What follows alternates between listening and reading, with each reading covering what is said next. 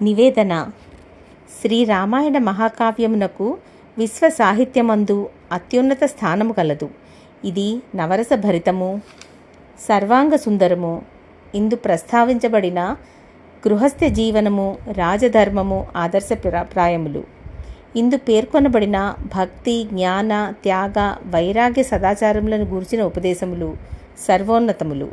ఇవి ఆబాల గోపాలమునకు అత్యంత ఉపదాయకరము.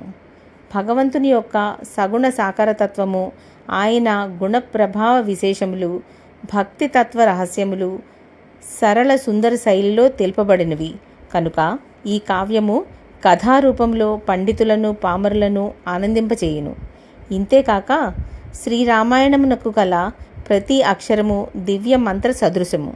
దీనిని శ్రద్ధగా పఠించిన వారికి, విన్నవారికి లౌకిక, పారమార్థిక కార్యములన్నీ సిద్ధించును కనుక ఇది ఆశీర్వదాత్మకము.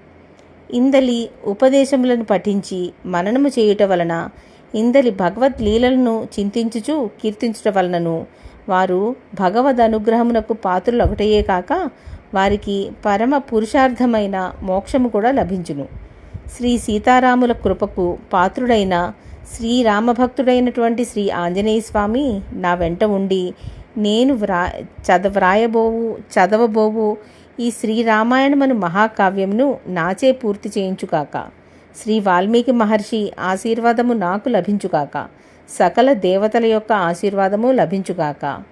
ఈ కథ విన్నవారు అందరినీ శ్రీరామచంద్రుల యొక్క కృపకు పాత్రులై శ్రీ ఆంజనేయ స్వామి వారి వెంట ఉండి అందరినీ ఆశీర్వదించుగాక. జై శ్రీరామ్.